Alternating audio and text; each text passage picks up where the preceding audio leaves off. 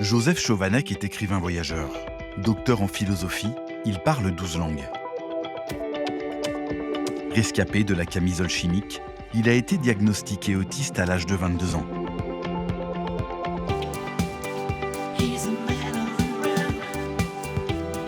Il pense que les voyages lui ont sauvé la vie. Il a un mot pour ça, la voyageothérapie. Aujourd'hui, dès qu'il le peut, Joseph parcourt la planète.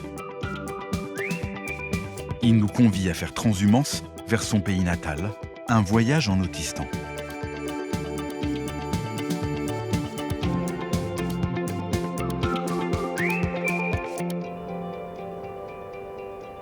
نسخة السجل الذي وجد معلقا على المشاهد في غيبة مولانا الإمام الحاكم. Joseph prépare ses voyages à sa manière. Il n'aime pas les guides touristiques. Pour ce séjour au Liban, il commence son aventure à la bibliothèque Sainte-Geneviève de Paris. Je crois que le Liban est une petite mosaïque de l'Orient. Il y a toutes sortes de gens, avec toutes sortes de religions, toutes sortes de cultures, et on peut les rencontrer, on peut les croiser. Pour être honnête, j'ai du mal à croire que demain je serai au Liban. Pourquoi ? Il y a un décalage gigantesque entre la théorie et puis la pratique du voyage.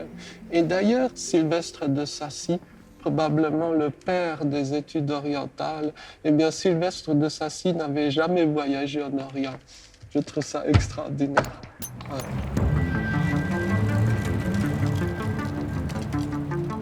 Nous voyons les dernières lueurs du couchant au-dessus de l'aéroport de Paris. Pour que Joseph puisse me donner ses impressions sur le voyage, je lui confie une caméra. Quand on s'apprête à partir en voyage, il faut naturellement étudier la météo locale.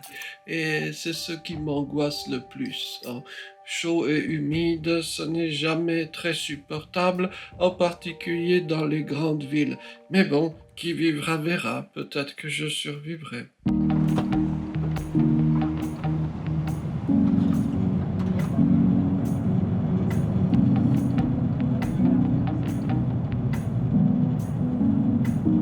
Joseph connaît bien le Liban. Il y est allé à plusieurs reprises quand le pays était la plateforme de l'autisme du monde arabe. Après un peu plus de 4 heures de vol, nous arrivons à l'aéroport international de Beyrouth, la capitale du Liban. Dès sa sortie de l'avion, Joseph veut absolument voir une salle dont seules les personnes autistes connaissent l'existence. C'est la salle d'intégration sensorielle pour les enfants autistes de l'aéroport de Beyrouth. Donc il y a des équipements pour se réfugier. En fait, c'est quand on est en surcharge sensorielle, l'enfant se met là. Et il est comme dans un petit cocon tranquille, quoi.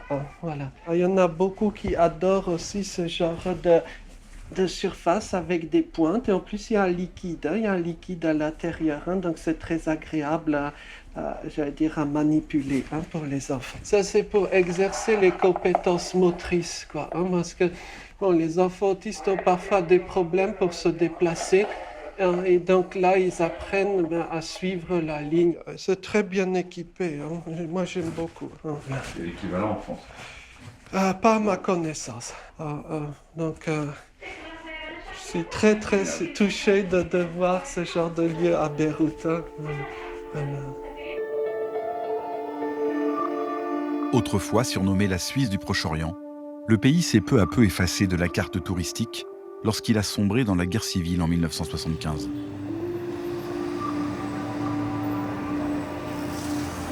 Le Liban que découvre Joseph aujourd'hui est confronté à une crise économique majeure.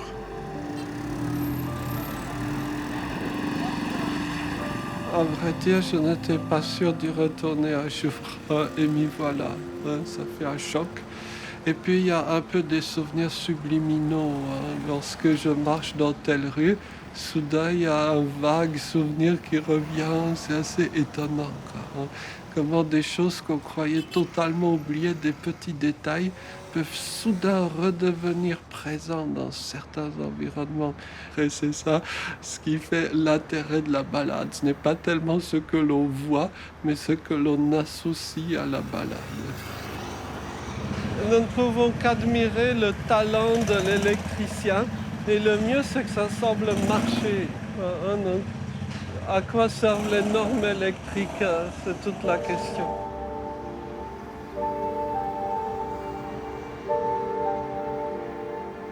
Au milieu du chaos, Beyrouth conserve malgré tout les empreintes de son passé glorieux.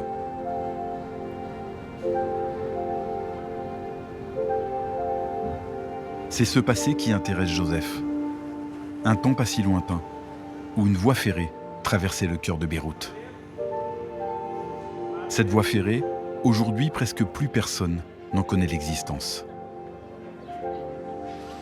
C'est l'ancien chemin de fer qui date de l'Empire ottoman, puis qui a une histoire fabuleuse. On pouvait traverser tout le Proche-Orient, qui avait quasiment pas de frontières, et aller de Istanbul, enfin Constantinople à l'époque, jusqu'en Palestine, entre Damas, entre Jérusalem et d'autres lieux de ce genre.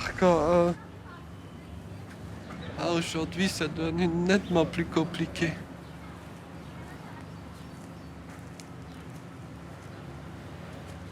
La fascination pour les rails, c'est un trait autistique ou pas? Il y a beaucoup d'autistes qui sont fascinés par les trains. Moi aussi, mais peut-être dans une moindre mesure par rapport à des camarades. Mais c'est vrai que l'alignement des rails, l'idée que le train se déplace de façon parfaitement régulière et pas n'importe comment comme un bus, ça c'est très attractif, je crois. Et puis il y a le bruit du train quand il roule. Ça, malheureusement, ce bruit-là, on ne l'aura pas ici, mais peut-être un jour, Inch'Allah.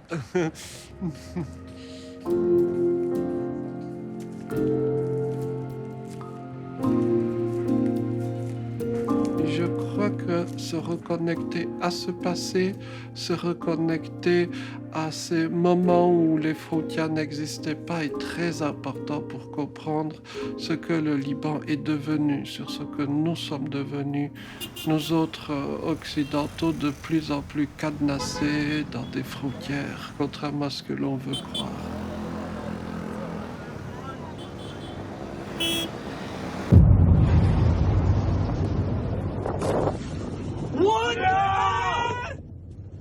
Alors que le pays semblait lentement se relever, l'explosion de silos à grains en 2020 sur le port de Beyrouth a stoppé net l'élan de reconstruction du Liban.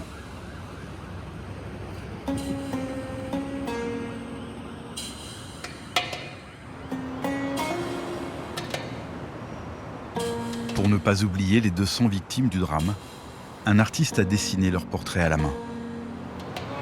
Ils ornent les murs du centre-ville de Beyrouth. Joseph a très envie de rencontrer un témoin de cette tragédie. Roula Marwan, une journaliste du plus ancien quotidien libanais. Elle habite à quelques centaines de mètres de là où l'explosion a eu lieu. Joseph, ma fille qui avait 10 ans, elle était avec moi, je l'ai envoyée chez mes parents le matin. Le jour même, le matin même. Ce jour-là, une partie de son appartement a été détruite. Elle a sauvé la vie de sa fille en l'envoyant chez sa grand-mère.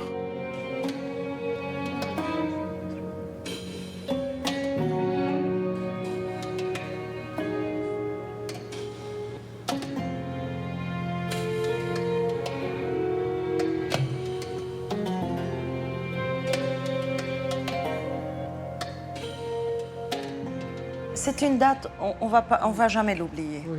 C'est marqué à vie. Et il se trouve que cette explosion a eu lieu tout près du lieu où vous habitez, du lieu où nous sommes actuellement. C'est juste là.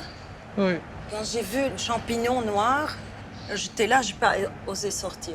oui. Et j'ai mis du temps pour réaliser qu'est-ce qui s'est passé. J'étais pendant des heures assise sans bouger de ma place. La porte, la vitre, les meubles, et tout était cassé. J'ai jamais vu ça.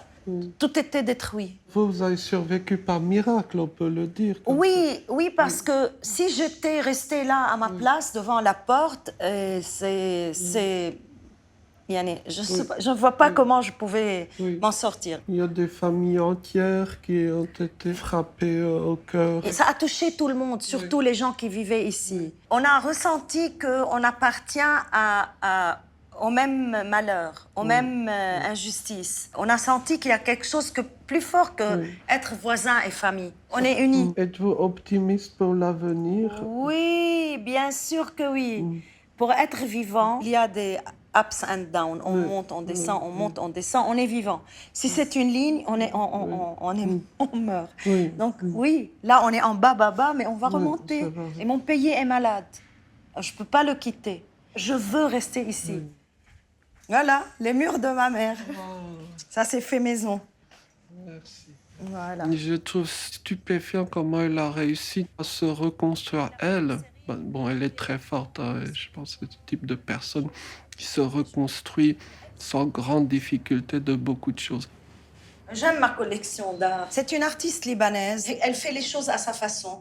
Ce sont des bombes de gaz qu'on a trouvées après l'explosion. Il y a eu plein d'affaires dans les rues qui appartenaient à des gens. Du coup, elle a pris ça et elle a essayé de mettre des visages, des couleurs, pour mettre un peu de beauté sur ce qui n'est pas beau. Roula est une personne pleine de vie, d'un degré de socialisation extraordinaire. Alors, elle est très différente de moi à cet égard-là. C'est vraiment une personne qui socialise beaucoup, très, très extravertie. Le genre de personne que je ne serai jamais, même avec beaucoup d'efforts.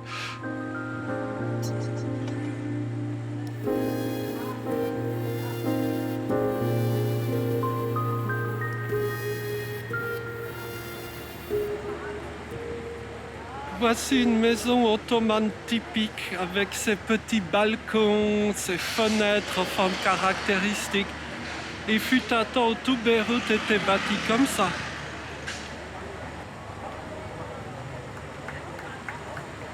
يعني ليمون ممكن كابوتشينو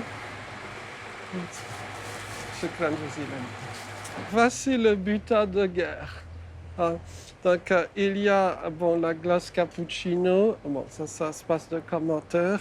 Il y a citron et puis il y a ashtar. Une spécialité locale que je vais découvrir, Inch'Allah. Évidemment, si je n'ai pas une alimentation régulière, j'ai des problèmes de métabolisme et je ne parviens pas à parler dans toutes les circonstances. Et le deuxième aspect de la nourriture, ce sont les textures. Les textures m'intéressent davantage que les goûts en tant que tels. Et j'étais assez stupéfait de découvrir des glaces au lait point, sans ajout. Si j'avais vraiment le choix, je ne prendrais que de la glace au lait. Le goût vient presque parasiter les choses. Mais bon, chacun son fonctionnement. Je ne veux imposer à personne ce type de fonctionnement.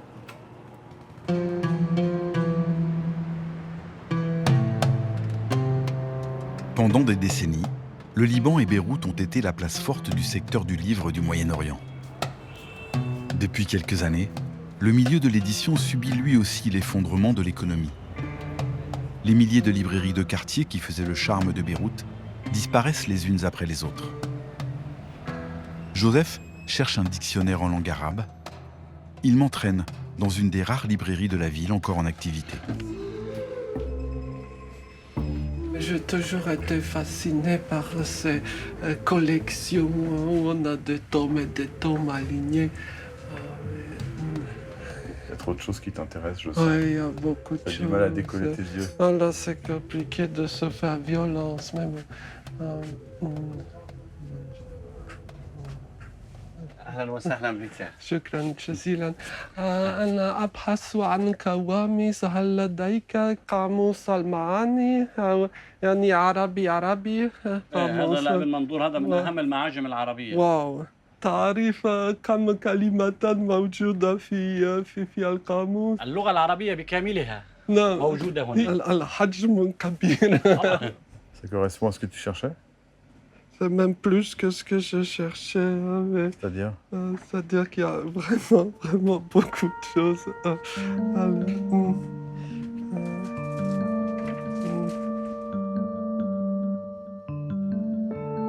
Les dictionnaires ne sont pas en principe censés être une lecture cursive, à moins d'être vraiment, vraiment membre gold du club autistique. Vous ne lisez pas un dictionnaire de A à Z. Et le dictionnaire, on le feuillette et on se laisse imprégner de tels mots, de telle étymologie, de tels fragments de mots. C'est plutôt ça l'idée. Par exemple, pour vous donner un exemple, donc sur un seul mot, Nashar par exemple, ça commence là, vous avez 2 pages complètes pour un seul mot. C'est assez impressionnant. Oui. Voilà. Vous savez, vous promener dans les lignes d'un livre, c'est exactement comme se promener dans la rue, mais sans le bruit, évidemment, quoi. C'est le même type de promenade et de rencontres mentales et de souvenirs qui reviennent.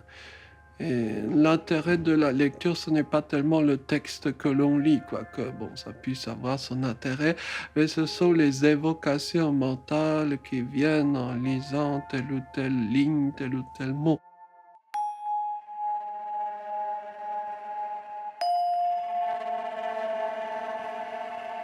نعم. À l'origine, c'est une citation du Coran, mais qui est devenue un dicton. C'est que l'âne qui travaille beaucoup de bouquins reste un âne. Donc... يعني الكهرباء قطعت. ترم قطع الكهرباء وقت. هذا عادي في لبنان. نعم الكهرباء تأتي الساعة 9 صباحا. نعم. تنقطع الساعة 1. نعم. تأتي الساعة 2. نعم. تنقطع الساعة 4. نعم. تبقى إلى الساعة 7. نعم. Ça va? C'est pas trop lourd? Un peu lourd, mais le jeu en vaut la chandelle. Ouais. Tu vas lire ça ce soir? C'est impossible de le lire en quelques jours ou même quelques années.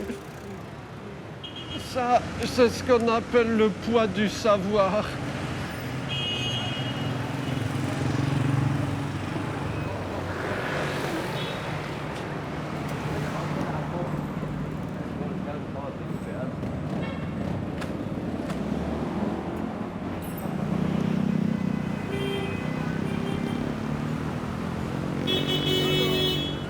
Pour moi, les rues de Beyrouth, c'est nuisible pour l'organisme, je le ressens comme tel. Mais il y a quelque chose, un certain type de ressenti que cela procure. Et donc on doit, dans une certaine mesure, accepter de jouer avec sa petite santé, tant bien que mal.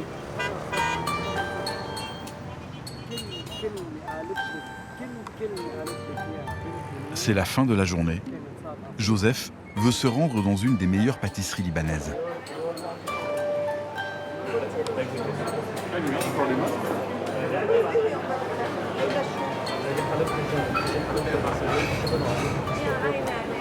Il semble exténué. Il ne dit plus rien.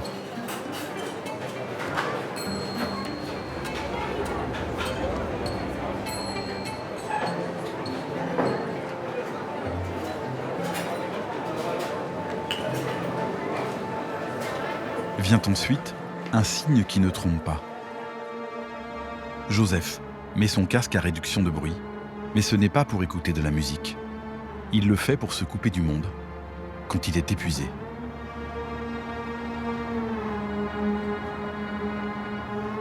Oh, ça mélange de beaucoup de choses, entre des maux de tête, des verts types d'épuisement, etc. Mais globalement, je pense que l'important, c'est d'apprendre à se connaître et de savoir combien de minutes de promenade on peut se permettre. C'est une question de ne pas dépasser ses limites, mais il faut quand même jouer un petit peu.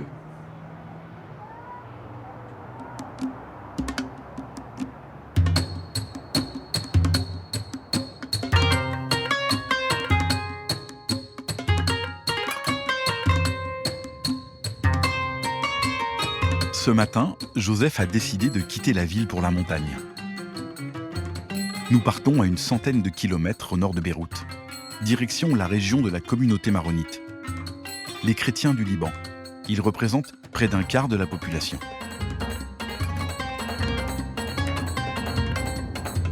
J'ai un ami autiste, il a ouvert un hôtel autiste. Non. Oui, il l'a appelé officiellement ambassade de l'autista au Brésil. Comment tu conçois un hôtel pour autistes? Pour moi, un hôtel autiste, ça pourrait être un hôtel où il n'y a pas forcément de regard d'une personne à l'accueil, parce que ça, c'est compliqué de passer devant les gens à l'accueil pour rentrer ou sortir. C'est quoi le concept de l'autistan? C'est le pays des gens bizarres, hein, parce que tout le monde se demande de quelles sont mes origines, entre guillemets, de quel pays bizarre je viens. Donc on peut dire que c'est un peu l'autistan. C'est comme la patrie des Schtroumpfs qui est juste derrière les herbes là.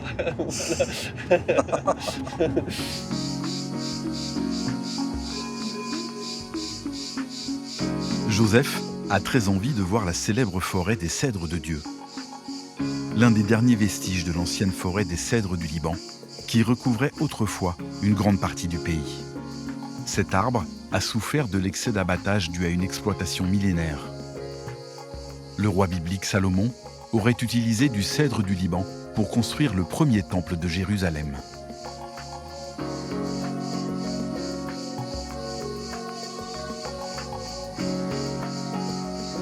Celui-là a plus de 3500 ans. Je me demande comment il a fait pour échapper aux bûcherons de Salomon et de Ramsès II. Mais peut-être que le secret de sa survie, c'est justement qu'il soit en bas sur une pente un peu oubliée. C'est comme ça qu'on peut survivre. Quand on est en haut de la colline, il y a des chances qu'on se fasse abattre. La forêt de cèdre, en fait, elle est toute petite, elle est fragile, hein. Une équipe de bûcherons malveillants pourrait la liquider en peut-être 1 ou 2 journées, quoi, hein. C'est assez étonnant, quoi, hein. Donc, et c'est peut-être ça le côté fascinant, émouvant de cette forêt de cèdre, que ces cèdres-là aient réussi à survivre planqués dans un lieu improbable, dans un lieu tout à fait paumé, quoi, hein, du Proche-Orient, quoi. Oui, elle est petite. Mais je crois que la forêt de cèdre, son charme est ailleurs, hein. Elle nous montre la fragilité des choses importantes.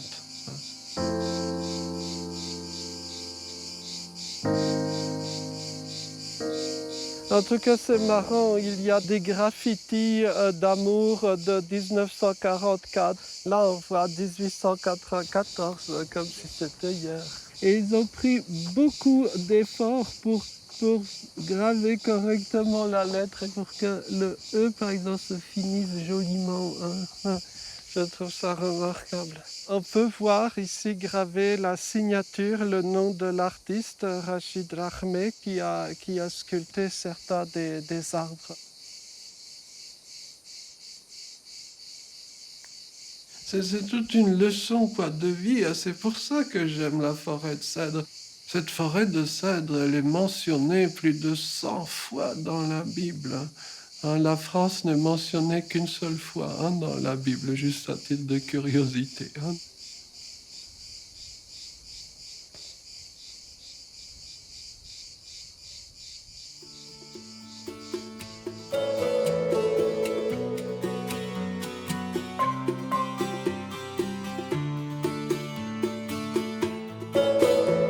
À quelques kilomètres de la forêt des cèdres de Dieu, se tient un autre lieu incontournable du Liban, le village natal du poète Khalil Gibran. Il est le plus connu des écrivains libanais. C'est dans la ville de Bcharé que se trouve le musée qui lui rend hommage. Joseph ne veut pas passer à côté de ce lieu qui dévoile une autre facette moins connue du poète, son œuvre picturale. Called the spring of the prophet. The source of the prophet. Source of the prophet. Yes. We start from the prophet, Yeah. and we finish with the prophet. His most famous book, the book translated up to 130 different languages, And me too, I have it all as well. Translated by Amin Maalouf. Yes, exactly. It's a strange destiny that this person who lived in a remote village in the mountains of Lebanon became the third most read author or poet in the world. We understand how much genius he was because of this landscape. I like to say that the area here gave Joubran a lot. She inspired him a lot. For example, here you can see nude ladies discovering the nature, but which nature? The mountain of Pshari, always as a landscape behind. The painting is by him? Yes, they are all done by Joubran. They use 3 kinds of paintings: oil, watercolor, and charcoal.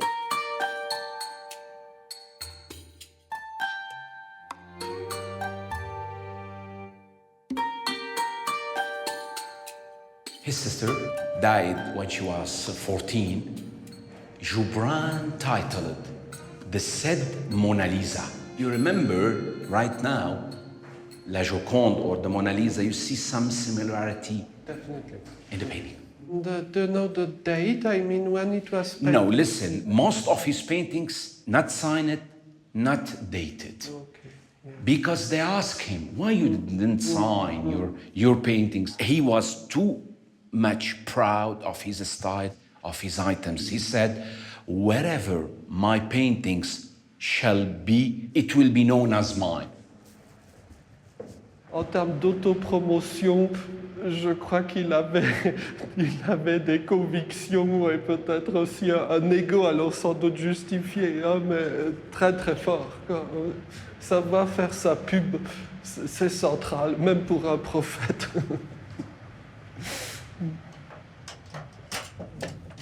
Wow. I never open it to anyone. Wow, thank you. That's the secret place.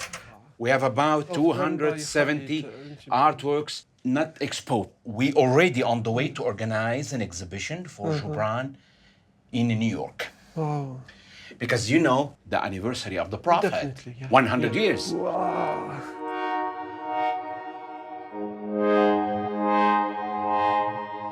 Ce musée m'a donné à réfléchir encore plus que sur Khalil Gibran, sur d'autres aspects. Quelle est la recette du succès? Sur ce que les gens attendent et comment certains, j'allais dire, courent après cette recette et qui, assez étrangement, finissent par l'incarner réellement. Donc, c'est pas juste un jeu de prestidigitation. Khalil Gibran est vraiment devenu, à sa façon, le prophète qu'il voulait être. C'est assez curieux.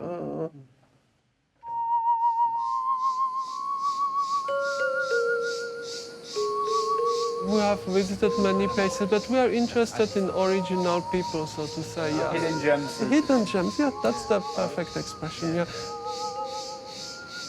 Vraiment, vous êtes une source, tu m'inspires vraiment et j'admire ton effort et ta personnalité. Et je suis fière de vous rencontrer aujourd'hui. Merci. Je peux prendre une photo avec vous. Volontiers. Et vous êtes ici ou vous êtes... Je suis libanaise. Je pense qu'être en présence, pardonnez le terme d'admirateur, est très gênant, quoi. Très gênant. Non, ce n'est pas lui. Si, c'est lui, si, c'est lui. Je leur ai dit, je ne quitte pas avant de parler avec Joseph. Il y a eu beaucoup comme ça de recettes dans le bouddhisme chinois. Que faire en cas de prétendu succès? Il faut s'enfuir à 10 000 lieues. Au revoir, merci beaucoup. Au revoir. Il faut donc essayer de trouver des formules polies pour pouvoir s'enfuir.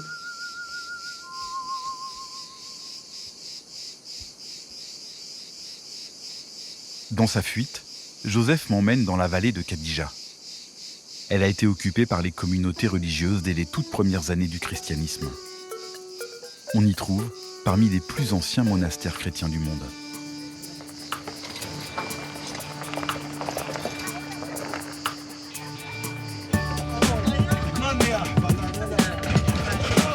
Faut regarder à droite, hein.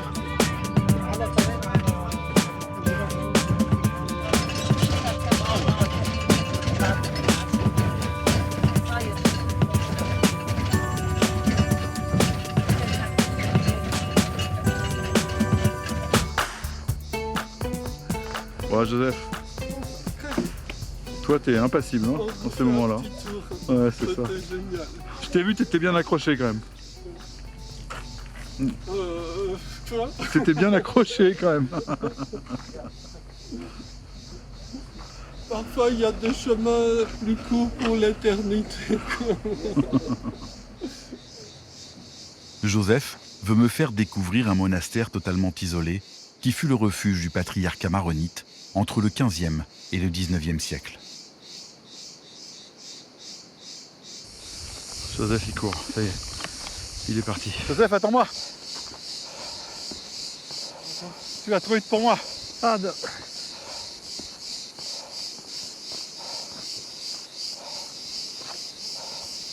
On y est presque. C'est là. Alors? On va au monastère principal, non? Oui.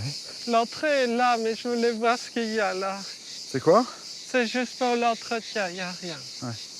Si vous voulez de l'eau, il y a ici. Parce qu'on est où ici en fait? Donc, sais, toi? nous sommes au monastère de la Vierge de Canoubine. Et il y a beaucoup de patriarches qui sont enterrés ici. Certains d'ailleurs, paraît-il, de façon visible.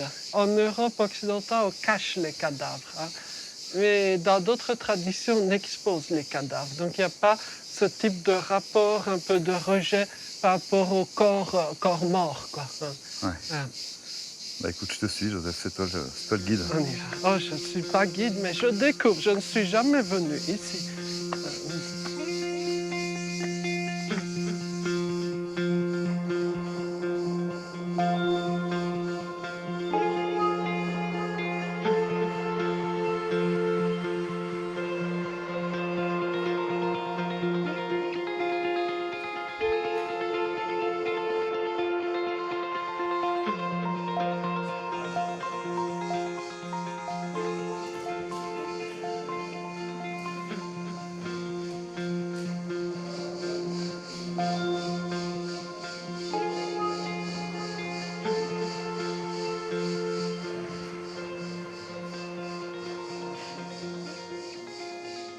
Il est décédé en 1820. Stupéfait par l'état de conservation. Tu sais toi s'il y avait une technique particulière ou... Non, là, il n'y a eu aucune technique. Ici, aucune technique de conservation n'a été utilisée. Hein. Comment ça s'explique presque 2 siècles plus tard? Ça dépend, par exemple, de la composition en acides gras et de chaque corps humain. Hein. Donc, certains se préservent mieux que d'autres. Faut-il croire que les personnes en odeur de sainteté se conservent mieux? C'est ce qu'on a cru pendant longtemps. C'est peut-être possible dans certains cas, je ne sais pas.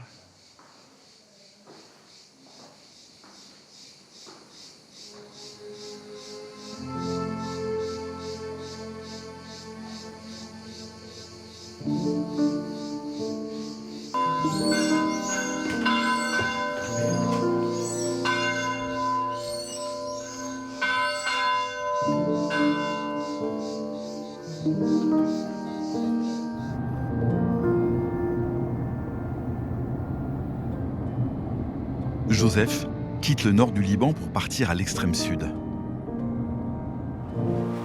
Direction la ville musulmane chiite de Tyr, à quelques kilomètres de la frontière avec Israël. Joseph veut absolument voir cette ville antique fondée 3000 ans avant Jésus-Christ.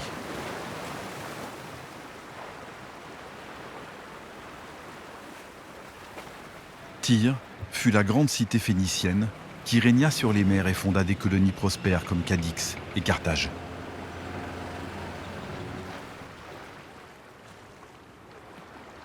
De son passé maritime prospère, il ne reste plus aujourd'hui qu'un petit port de pêche.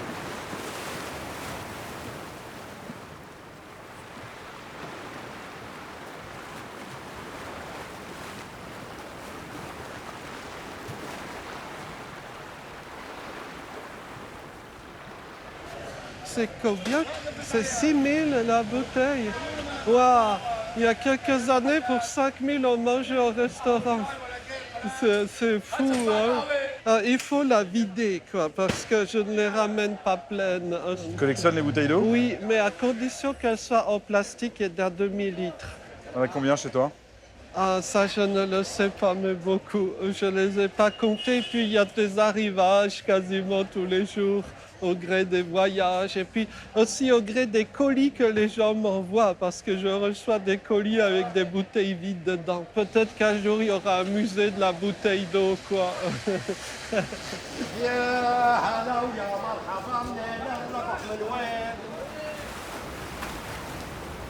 Si Joseph a voulu venir à Tyr, c'est principalement pour voir ces ruines romaines, parmi les mieux conservées du Liban. Elles sont, comme le reste de la ville, inscrites au patrimoine mondial de l'humanité.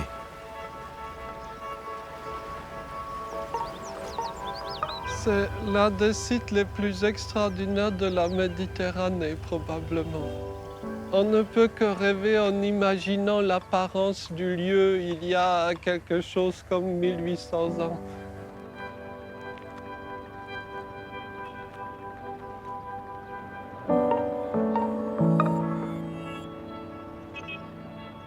En Europe, ce serait sans doute interdit que de marcher ici même, mais profitons-en tant que c'est encore toléré. Je crois que ici, c'est un peu le supermarché archéologique. Je ne pense pas qu'on puisse se servir librement, mais on pourrait le croire.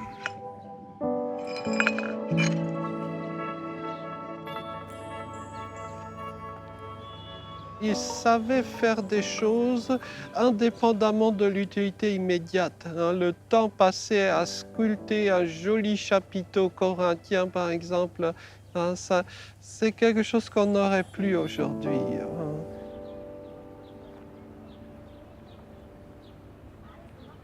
Rendez-vous dans 2000 ans pour savoir si nos cités modernes laisseront d'aussi beaux vestiges archéologiques.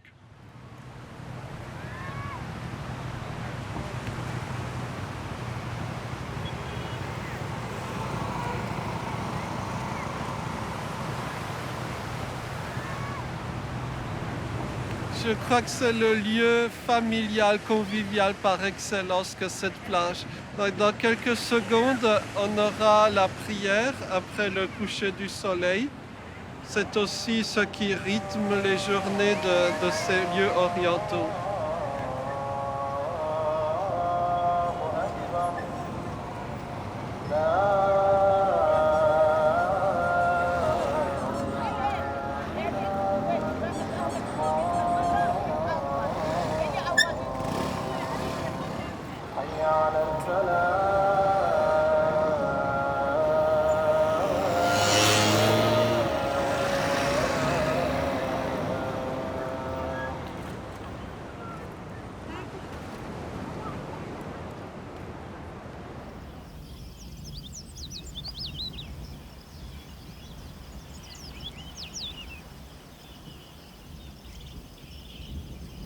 Voici un frigo, mais ce frigo a quelques difficultés parce que l'électricité coupe tout le temps.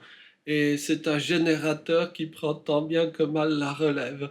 Peut-être qu'en fait le Liban est en avance sur l'Europe et peut-être que ces coupures de courant incessantes feront partie de la norme en Occident d'ici peu.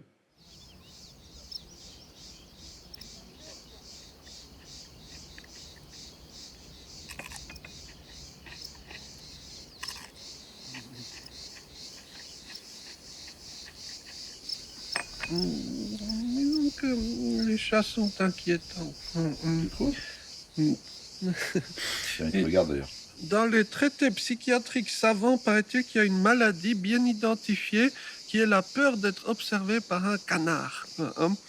Je me dis que ces chats qui nous observent constamment, est-ce qu'il faut s'en inquiéter, s'en réjouir? Je l'ignore.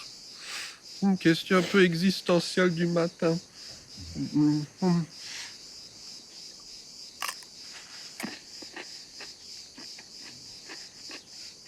Ce matin, nous partons pour le sud Liban. Joseph a un rendez-vous dans un centre pour personnes autistes. Il sait à quel point la prise en charge des enfants est dépendante de la situation économique du pays.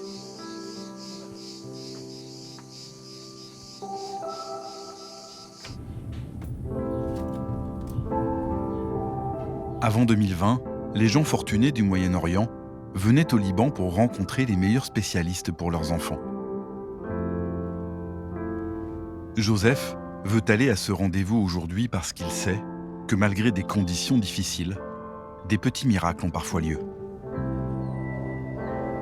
C'est dans la ville de Bekaata que Joseph a rendez-vous avec Nader. Ma umruka. 25. I'm 40. Okay.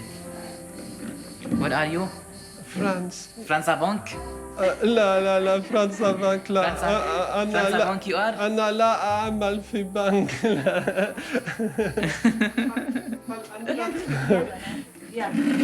نذهب معا يلا Nader est comme Joseph. Il a été diagnostiqué autiste Asperger. Depuis quelques années, il est employé dans ce centre d'aide par le travail pour personnes handicapées. Oh, جميل. نعلموا لجوزيف كيف؟ يلا. كيسكي رايح لايا هايدي طبلي رايح لايا هايدي طبلي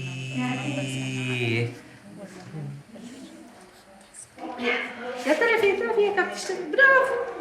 يلا تمام. Good. يا بطل يلا. Do you like to come here many time? Okay, very good, very good. Say thank you. Thank you. شو بدي له thank you? إنه بده يجي لعنا أكثر من مرة حب الفكرة ما إنه thank you. Okay, thanks.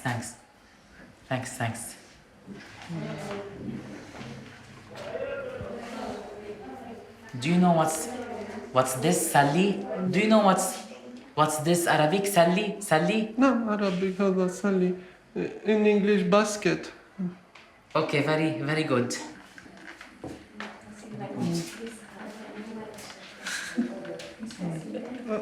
خلاص. لا ما بعرفو. مشتاق وابل.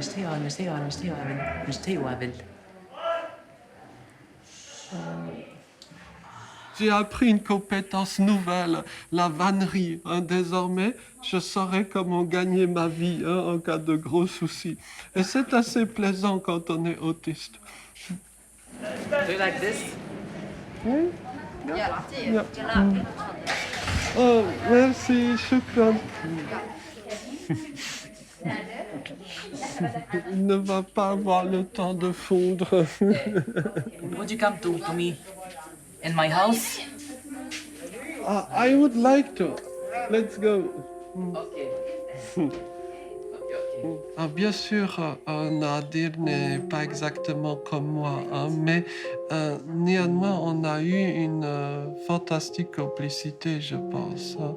Et, rien que sur le plan du contact physique, c'est assez étonnant. Il y a un côté authentique, même brutalement authentique.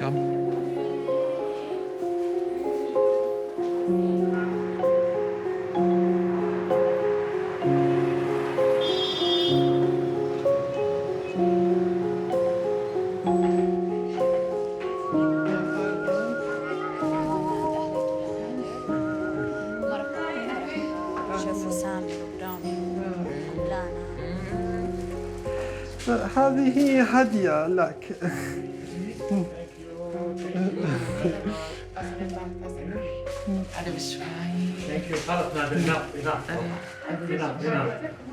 رأيك بنادر؟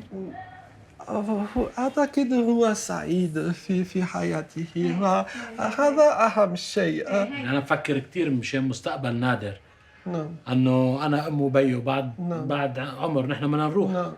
انا كتب له هون اشياء لإله خاصه نعم. لنادر نعم. بعد ما موت موصي له نعم. لنادر. نعم. اخته بضل عنده مين يهتم فيه وضل نعم. يكون حدا مع نادر ما يجربوا يبعتوه ولا لمحل. أعتقد إيجاد دائما حالة يعني في بعض البلدان توجد أماكن مثل مسكن لكن المسكن مشترك بين أشخاص مع توحد أو يوجد طبعا مساعدة لكن هم يعيشون بشكل مستقل.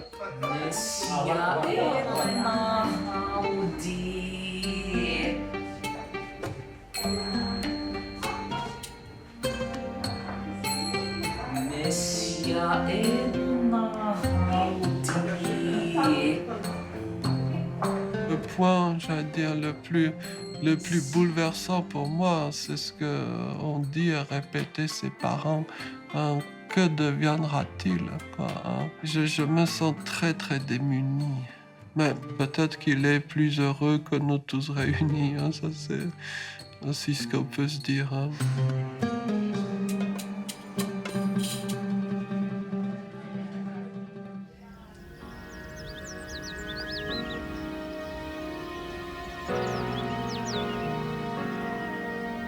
Au Liban, les personnes comme Nader, celles que Joseph appelle les gens bizarres, ont leur photographe. Sami Zaatar, il habite dans la petite ville d'Éden, là où se trouve son atelier. L'artiste a jeté son dévolu sur son village. C'est le portrait le plus représentatif d'Henri, si j'ose dire. Son projet, photographier les habitants du village, mais pas n'importe lesquels.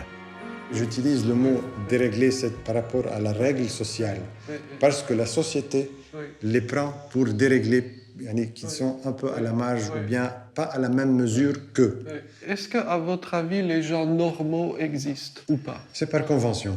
Bon, il y a une normalité, mais c'est quoi le normal? Tous les grands êtres humains à travers l'histoire humaine. Je commence avec Jésus-Christ. On le prenait pour un fou, et surtout de sa famille.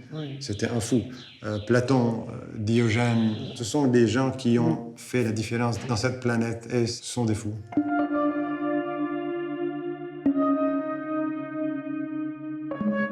Il utilise un terme bien à lui, le terme dérégler, hein, et il y tient, hein, ce n'est pas une erreur de langue. Hein. Je crois que c'est peut-être une façon de se moquer des gens qui croient être bien réglés, hein, et qui en fait ne le sont pas du tout. Hein. Henri est un monsieur qui a eu un accident grave dans sa vie. Un accident crânien que tu peux trouver ici. Oui. Ça s'est passé l'année 1982. Il travaillait dans un chantier. Maintenant, il parle. Avant l'accident, il ne parlait pas. Oui. Après qu'il s'est réveillé de l'accident, il chantait, il disait de la poésie, il parlait sans fin. Henri, maintenant, il a une inflation du langage. Donc, il parle pendant des heures dans différentes langues et il compose les mots selon sa façon à lui. Selon sa façon. Ici, nous pouvons le voir à côté d'un graffiti de la ville qui dit « Annahu nur al-alam », donc « Je suis la lumière du monde ». C'est le une Christ. Citation de Jésus. Hein. De Jésus-Christ, oui. Alors, c'est par exprès que je n'ai pas pu rencontrer Henri, le poète atypique hors case. Il faut aussi savoir, comment dire, réfléchir par soi-même et s'imaginer les personnes, hein, même quand on n'a pas eu la chance de les rencontrer. Là aussi, c'était notre voisin, c'était Charbel. Dans le temps de cette photo, il faisait 7-8 ans. Maintenant, il fait entre 19 et 20. Charbel, il est à l'asile. Oui. Il était un enfant hyperactif. Il est hyperactif, il a un problème cérébral, mais quand il était bien traité, il était agréable, il était sans problème. Il venait s'asseoir à côté de vous comme s'il n'existait pas. C'est ça, Charbel. Dans une classe moyenne, il y a 3, 4, 5 peut-être enfants qui sont hyperactifs. Et simplement, étant donné qu'il vient d'une famille, on va dire, socialement très fragile, Et le voici à l'asile, et sans doute qu'il y restera.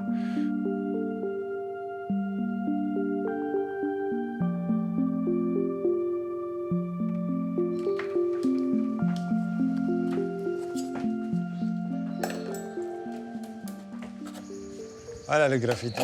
Oui. Je suis la lumière du monde. C'est évidemment une citation de Jésus. Hein. Merci beaucoup. C'est moi.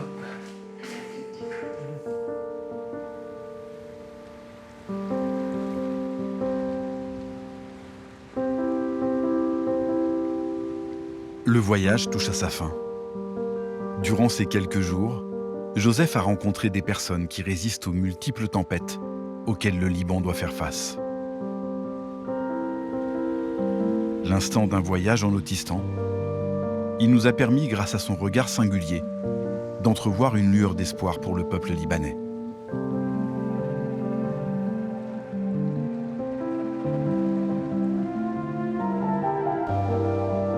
Ça y est, le voyage au Liban est terminé. Bien sûr, j'ai en tête toutes ces rencontres, ces visages extraordinaires, ces personnes excellentes. Mais le plus important pour moi, je crois, c'est que le Liban est le laboratoire de notre avenir. Lorsque l'État s'effondre, lorsque les pires catastrophes surviennent, l'être humain peut survivre. On peut, oui, avoir ces villages, ces communautés où les gens vivent malgré tout. Apprendre à vivre, apprendre ces compétences sociales des Libanais, peut-être que c'est un sacré défi pour nous.